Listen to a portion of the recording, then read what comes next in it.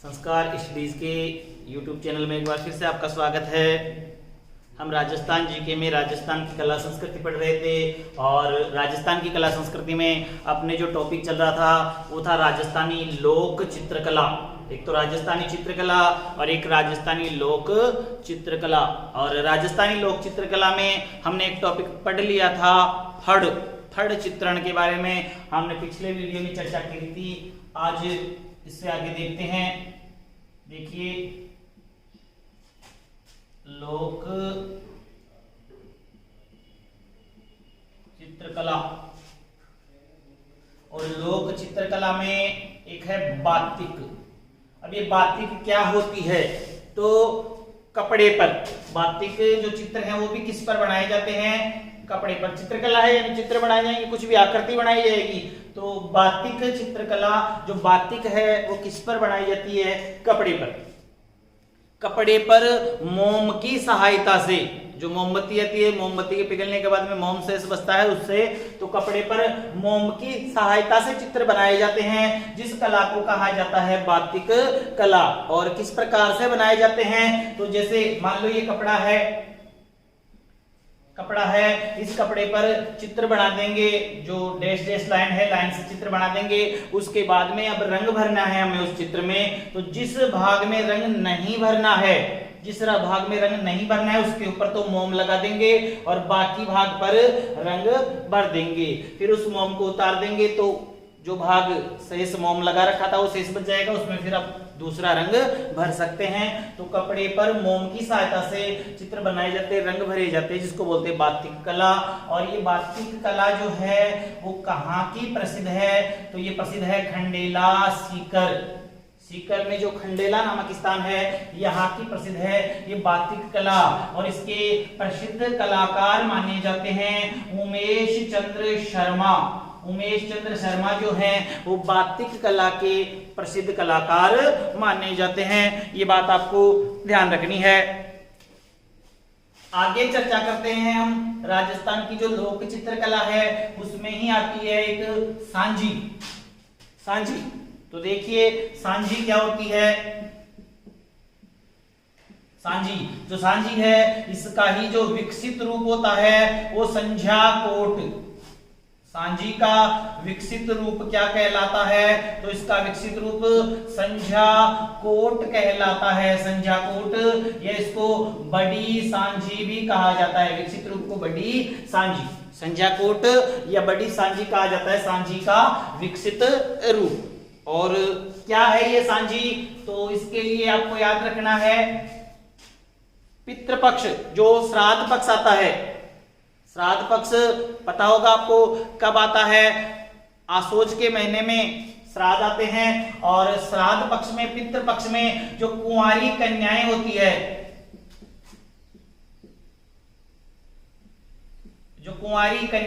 है, उनके द्वारा गोबर से सांझी किससे बनाई जाती है? गोबर की सहायता से दीवारों पर चित्र बनाए जाते हैं। तो सांझी किससे बनाई जाती है? तो गोबर से बनाई जाती है। और किनके द्वारा बनाई जाती है? तो अविवाहित बालिकाओं द्वारा, कुंवारी कन्याओं द्वारा बनाया जाता है। ये परीक्षा में बहुत बार पूछा गया है, सांझी किनके द्वारा बनाई जाती है? और याद रखना आपको, कुंवारी कन्याओं द्वारा श्राद्ध पक्ष में बनाई जाती है ये सांझी। अब आपको याद रखना है सांझी कहाँ की प्रसिद्ध है? तो एक तो लाडली मंदिर है जयपुर में, जयपुर के लाडली मंदिर की सांझी प्रसिद्ध है। एक केले की सांझी कहाँ की प्रसिद्ध है? केले की सांझी, तो केले की सांझी से आपको याद रखना है नाथ द्वारा जो राजसमंद है, जहां श्रीनाथ जी का मंदिर है, तो नाथ द्वारा की कौन सी सांझी प्रसिद्ध है? केले की सांझी। और एक उदयपुर में एक मंदिर है मच्छेंद्रनाथ जी का मंदिर, इस मच्छेंद्रनाथ मंदिर की सांझी तो इतनी अधिक प्रसिद्ध है कि इस मंदिर का नाम ही क्या रखा गया है? संध्या कोट या संध्या मंदिर।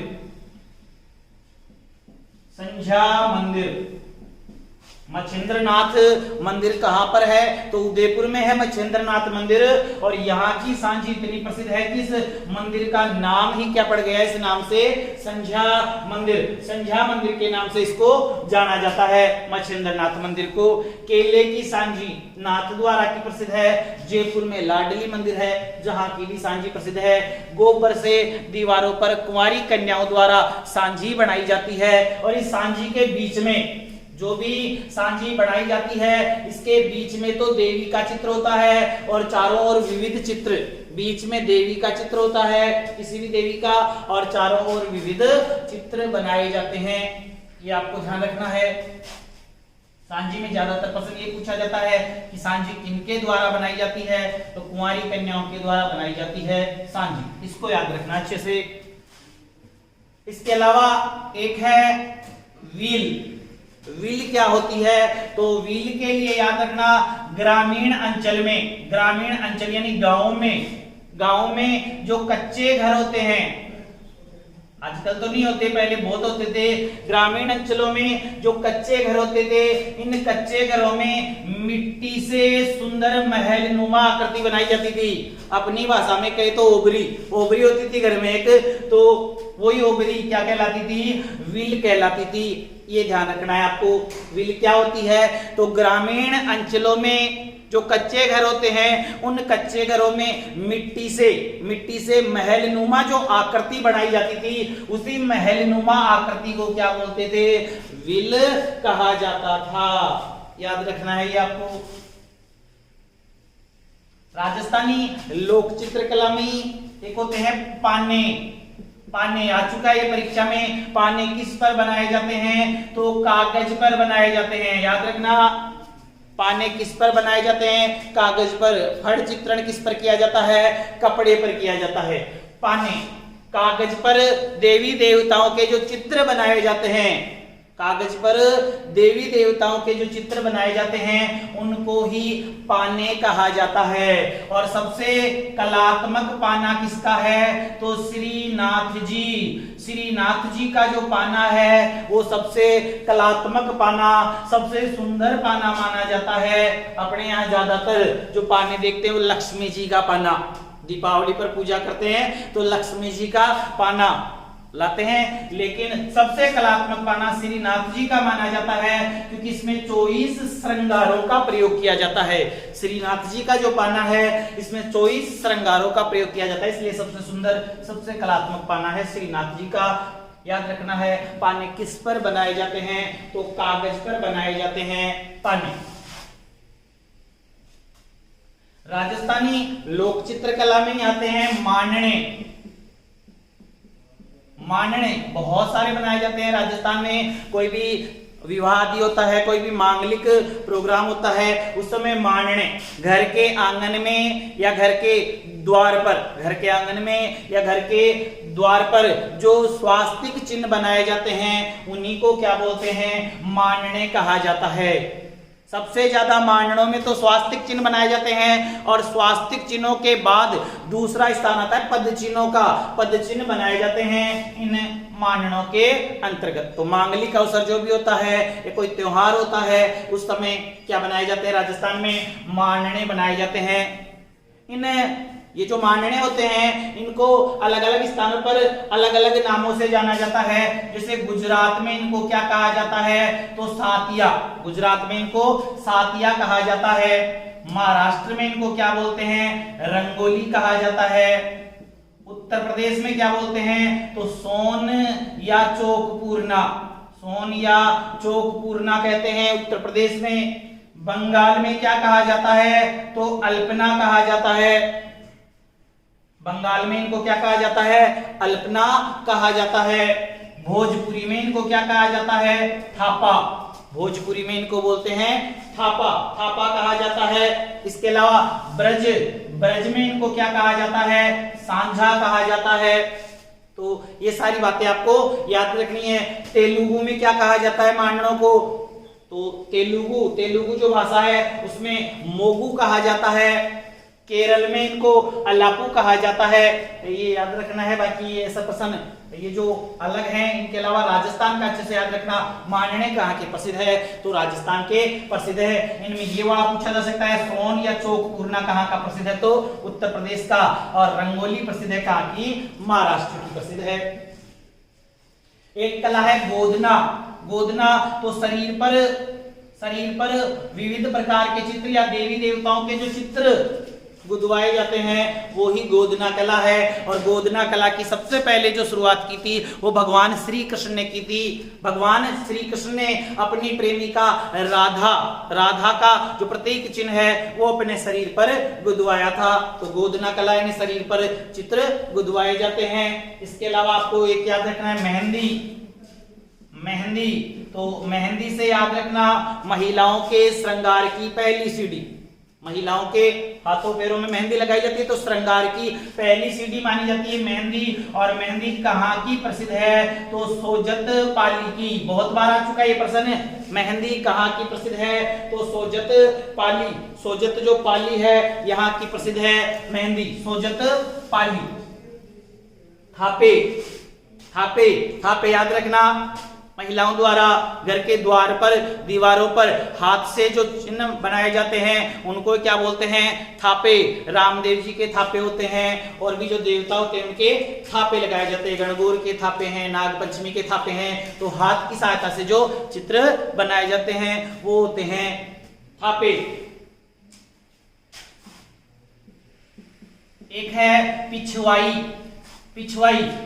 याद रखना कहाँ की प्रसिद्ध है, तो नाथ द्वारा की। बहुत बार आ चुका है। पिछवाई कहाँ की प्रसिद्ध है, नाथ द्वारा की प्रसिद्ध है। और इसमें भगवान कृष्ण के बाल रूप, पिछवाई पेंटिंग में किसके चित्र बनाए जाते हैं, भगवान कृष्ण के बाल रूप के चित्र बनाए जाते हैं। यानी नाथ द्वारा में जो श्री नाथ जी की मूर्ति है, नाथ द्वारा में श्री नाथ जी की मूर्ति के पीछे जो कपड़ा लगा रहता है उस कपड़े पर मूर्ति के पीछे जो कपड़ा रहता है उस पर भगवान कृष्ण के बाल रूप के बहुत सारे चित्र उकेरे जाते हैं, बनाए जाते हैं। उन्हीं को क्या बोलते हैं, पिछवाई पेंटिंग कहा जाता है।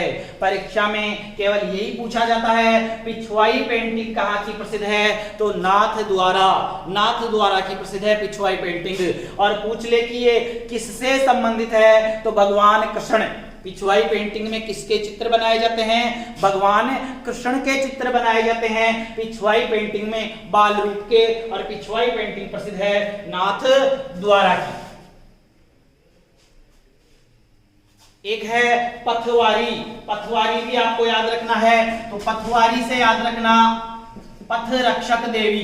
पथवारी क्या होती है, पथ रक्षक देवी। जब कभी भी यात्रा पर जाते हैं तो यात्रा पर जाने से पहले चित्र बनाते हैं पथवारी का और उसकी पूजा की जाती है। इस पथवारी में एक तरफ काला गोरा भेरू का चित्र बनाया जाता है, एक तरफ कावड़िया वीर श्रवण कुमार का चित्र बनाया जाता है। कई लोग जो सक्षम नहीं होते हैं तीर्थ यात्रा में जाने से, यानी आदिवासियों में जब अपने मृतक जो भी पूर्वज होते हैं उनकी अस्थियां विसर्जित करके आने में सक्षम नहीं होते हैं, तो जो पथवारी होती है उस पथवारी के यहाँ पर ही अपने पूर्वजों की अस्थियों का विसर्जन कर देते हैं। यहीं पर पथवारी के ही वो अस्थियां चढ़ा दी जाती है। पथवारी के लिए याद रखना पथ रक्षक देवी। पथवारी क्या है, तो पथ रक्षक देवी ही क्या कहलाती है, पथवारी कहलाती है, पथ रक्षक देवी।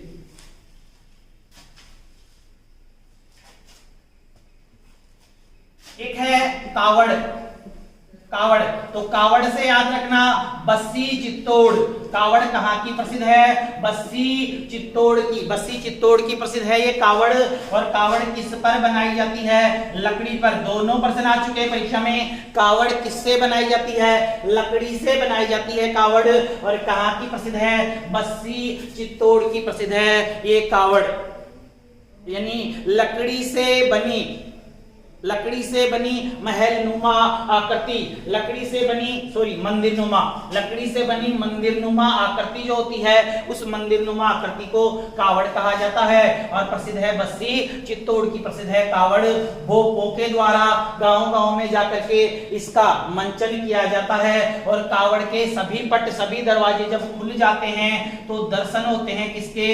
राम लक्ष्मण और सीता, राम लक्ष्मण और सीता की मूर्तियों के दर्शन होते हैं जब कावड़ के सभी दरवाजे एक साथ खुल जाते हैं। याद रखना कावड़ को लाल रंग से रंगा जाता है, कावड़ को पूरी की पूरी कावड़ को किस रंग से रंगा जाता है? लाल रंग से रंगा जाता है। राम लक्ष्मण सीता की इसमें मूर्तियां होती है, किससे बनी होती है? लकड़ी से, यानी लकड़ी के बने मंदिरनुमा जो आकृति होती है उसको ही कावड़ कहा जाता है। और ये कहाँ की प्रसिद्ध है? तो बस्सी चित्तौड़।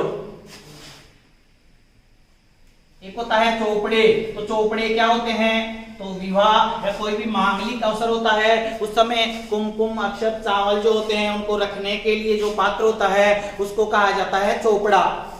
एक होती है बाजोट, एक चोपड़ा रचना भी है, संत माओ जी की रचना भी क्या कहलाती है? चोपड़ा कहलाती है। लेकिन यहाँ जो चोपड़े होते हैं वो क्या होते हैं? तो कुमकुम अक्षत वगैरह रखने के लिए जो भी पात्र होते हैं उनको चोपड़े कहा जाता है।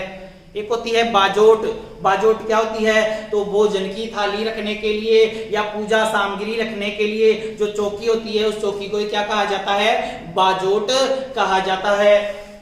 एक याद रखना बेवाण, बेवाण लकड़ी के बेवाण क्या होते हैं? तो लकड़ी के बने देव विमान, लकड़ी के बने देव विमान को क्या कहा जाता है? बेवाण कहा जाता है। जल झूलनी 11 पर, जल झूलनी 11 पर देवताओं की इनमें क्या निकाली जाती है? झांकी, यानी जल झूलनी 11 जो आती है उस समय झांकी निकालने के लिए जिन विमानों का देव विमानों का प्रयोग किया जाता है वही बेवाण कहलाते हैं। ज्यादातर परीक्षा में पूछा जाता है लकड़ी के बने देव विमान क्या कहलाते हैं? तो लकड़ी के बने जो देव विमान होते हैं उनको कहा जाता है बेवाण। ये बात आपको ध्यान रखनी है। इसके अलावा खांडे, तो होली पर ये भी लकड़ी से बने होते हैं, तलवार नुमा इनकी आकृति होती है, तलवार नुमा आकृति में लकड़ी से बनाए जाते हैं खांडे। और कब बनाए जाते हैं? होली पर बनाए जाते हैं।